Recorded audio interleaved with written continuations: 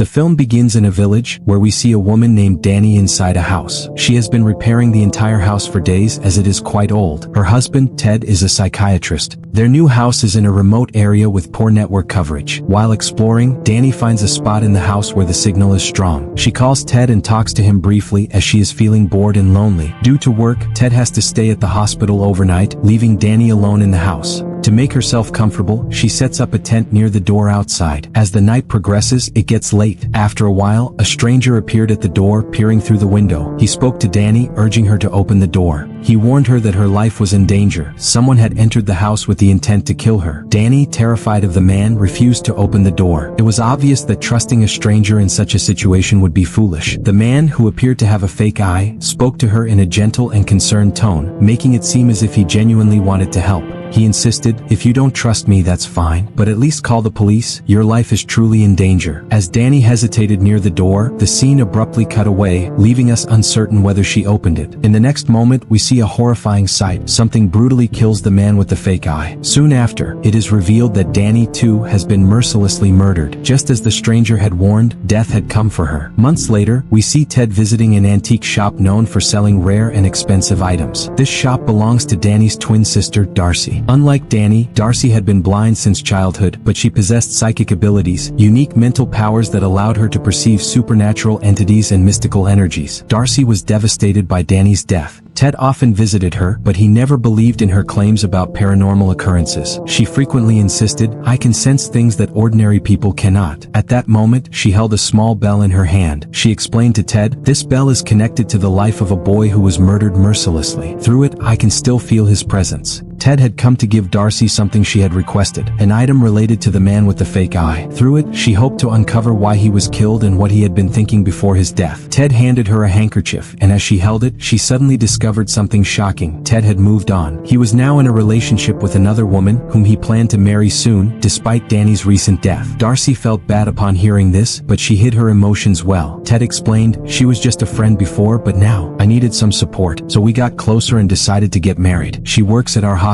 Saying this, he left. However, we begin to suspect that Ted's overnight stay at the hospital that night wasn't just about work. It was likely because of this woman. In other words, he had already been cheating on Danny, leaving her alone in the house that fateful night. That evening, Darcy returned home, bringing the handkerchief of the man with the fake eye. She placed it on the table, put something inside it, and removed her gloves. The moment she touched it, she saw something shocking, something she hadn't expected. Tears welled up in her eyes and fear gripped her. Shaken, Darcy walked into a storage room where a large wooden box was kept. She examined it carefully before sitting beside it. The room was filled with strange artifacts, each connected to someone who was no longer alive yet could still be sensed by Darcy. Meanwhile, Ted woke up from his sleep, preparing to leave for the hospital. His fiancée stopped him and showed him something disturbing, photos from Danny's camera. She had found it and discovered that the camera had been set up in a way that it could take pictures automatically. She handed Ted one of the photos. It captured a shadow, Danny's shadow. Even though she had died long ago, her presence seemed to linger. Ted brushed it off, but his fiancée found it unsettling. That night, as Ted left for work, his fiancée was hesitant about staying alone in the house where Danny had died. "It's just for a few more days," Ted reassured her. "Once my shift changes, everything will be fine." But she refused. "No, I'll stay at my own place until then. When your duty changes, I'll come back." Ted agreed. Before leaving, she mentioned something odd. "Last night, Darcy sent a strange gift." Ted was confused. "What gift?" She pointed to the same wooden box. Both were shocked to see it there. Their shock deepened when they realized Darcy was standing outside. No one had invited her. She had come on her own. Darcy announced she would be staying for 2 days. Ted's fiancée was visibly displeased, but Ted couldn't refuse her. Now, with both Ted and his fiancée leaving, Darcy would be alone in the house. But for some reason, that was exactly what she wanted. Darcy finally revealed the so-called gift, a large wooden box. When she opened it, a strange wooden statue was inside. Ted's fiancée felt deeply uncomfortable upon seeing it. Sensing her unease, Ted reassured her, "Once Darcy leaves, I'll get rid of it. Just tolerate it for now, for my sake." With that, Ted left for work. His fiancée was also preparing to leave shortly after, but suddenly she couldn't find her keys. She searched everywhere, growing increasingly frustrated, but they were nowhere to be found. Darcy, however, sat calmly as if she already knew this would happen. When the fiancée finally gave up, Darcy asked in an eerie tone, So, you're not leaving now? With no other option, she sighed. No, I guess I'll have to stay. Sometime later, she walked into the dining area, only to find the wooden statue from the box now sitting on the table. A chill ran down her spine. Turning to Darcy, she asked, "Did you bring it out?" Darcy's expression remained unreadable as she replied, "No." Then how did it get here? The fiancé stood there, unsettled. But instead of dwelling on it, she chose to ignore the unease creeping up her spine. Brushing it off, she went to prepare food for Darcy. As they sat together, an awkward conversation followed. The fiancé, trying to keep things light, asked Darcy about her work. Upon hearing Darcy's response, she couldn't help but scoff inwardly. She believed Darcy was nothing more than a delusional woman obsessed with witchcraft. Darcy, unfazed, suddenly asked, "How do you feel in this house?" The fiancé hesitated before admitting, "Not great, to be honest. Ever since what happened to your sister, I can't shake this uneasy feeling." Darcy just smiled, as if she already knew exactly why. Darcy looked at Ted's fiancé and asked, "If a stranger told you to open the door, would you?" She scoffed, "Of course not. I'm not that foolish." Darcy's expression darkened. "My sister wasn't foolish either, and she didn't open the door." Ted's fiancé blinked, confused. Darcy continued, her voice firm, "It wasn't the patient with the fake eye who killed her. It was someone else." A chill crept up the fiancé's spine. If that madman didn't kill her, then who did? Darcy's piercing gaze locked onto hers. A male nurse, someone who works at Ted's hospital. He's one of Ted's friends. The patient with the fake eye was telling the truth. He was trying to help Danny. Ted's fiancé felt a wave of unease wash over her. And then we are taken back to that night. The man with the fake eye stood at Danny's door, urging her to let him in. But just as Darcy had said, she never opened the door. The man hadn't been lying. Someone had already entered the house. A figure in a mask lurked in the darkness. Within moments, the masked intruder struck. Danny's terrified screams echoed, but they faded into silence as she was killed mercilessly. Back in the present, Ted's fiancé, now shaken, called him. "Ted, I don't feel safe here. Darcy is saying strange things. She claims Danny was killed by one of your hospital's nurses, one of your friends, and I think she deliberately hid my car keys to keep me here." Ted tried to calm her. "Just lock your door and go to sleep. I'll be home soon." She hesitated, but eventually went to her room. However, sleep never came. Restless, she quietly tiptoed downstairs. Darcy lay asleep on the sofa, her breathing steady. The fiancé's eyes flickered toward the wooden statue. Something about it felt off. Curiosity overcame her fear. She moved closer, inspecting it. The statue's head had 5 small holes. Carefully, she reached inside, her fingers brushing against something. She pulled out a tiny photograph. It was Danny. Her heart pounded as she reached inside again, this time pulling out another picture. Darcy. She swallowed hard and continued searching. A human tooth, a tiny vial of blood. Her breath hitched. What kind of nightmare was she tangled in? As Ted's fiancé rummaged through the statue, Darcy's eyes fluttered open.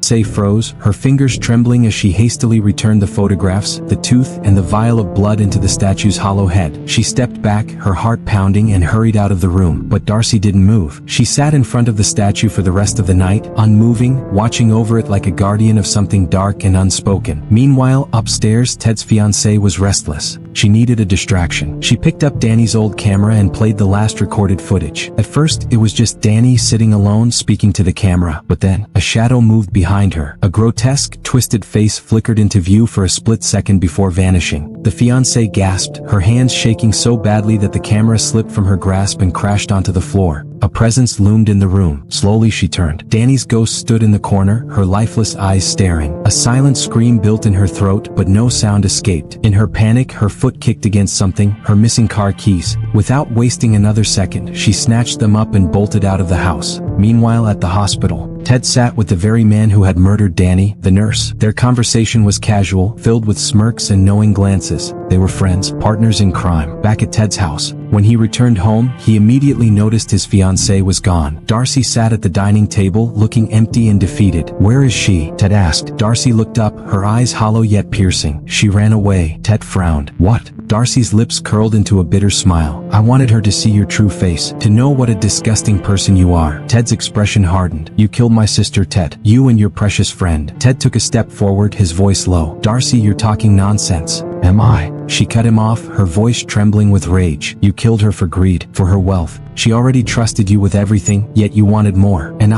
she let out a shaky breath. "I spent all this time thinking some lunatic killed her. I even took revenge on that poor patient with the fake eye, but he wasn't the monster. You were." Ted's jaw clenched. "That's ridiculous. How can you even think this?" Darcy tilted her head. "Because I know what happens next. You'll send someone to get rid of me too, won't you? Maybe that same murderer, the nurse." A deadly silence filled the room. Ted's fingers twitched slightly. Darcy smirked. "Go ahead, Ted. Send him." Ted scoffed. "And how exactly did you come up with all this, Darcy? If you doubt me so much, then let's go to the detective handling Danny's case." Darcy narrowed her eyes, unconvinced. Ted sighed and reached into his pocket. "Fine. Here's my phone." He placed it on the table. "I'm going to the detective. I'll have him call you directly and tell you the truth. Whatever call comes, you answer it." With that, he turned and walked out the door. As Ted drove away, the truth unraveled. The scene shifted to the past. Ted sat beside the very man who had carried out Danny's murder. The nurse. Darcy had been right all along. Ted never loved Danny. He loved her friend, the woman who had just fled in fear. But more than that, he loved money. Danny's property was all that mattered to him. And the nurse? He was no ordinary man. He was a true psychopath, someone who took pleasure in taking lives. Killing Danny was never about money for him, it was about enjoyment. But what about the man with the fake eye? Despite his unstable mind, he was never a killer. He had overheard Ted and the nurse's plan and went to warn Danny that night. But Danny didn't believe him. Instead, she slammed the door in his face. Just as the real murderer, the nurse, slipped inside. And just like that, Danny was slaughtered. But in the aftermath, the man with the fake eye became the perfect scapegoat. Suspicious and mentally unstable, he was an easy target. Darcy, blinded by revenge, killed an innocent man. That's why she had said, "I took revenge on the wrong person." Ted wasn't heading to any detective. He was setting up his final move. Before leaving, he had loosened a floor tile near the phone. As soon as Darcy walked over to pick up the call, she would step on the tile and fall to her death. Meanwhile, the nurse had one last job, to make sure Darcy was dead. The killer, grinning ear to ear, arrived at the house. But as he stepped inside, his eyes flickered toward the wooden statue. Something felt off. Then he saw her. Darcy lay crumpled on the floor, blood pooling around her head. The fall had done its job. She was gone. The nurse smirked. Too easy. But just as he turned away, the wooden statue moved. A deep creaking sound echoed through the room. The statue's head turned toward him. And then, it lunged. The nurse screamed, dodging the first attack. The wooden figure chased him across the house. He barely made it out alive.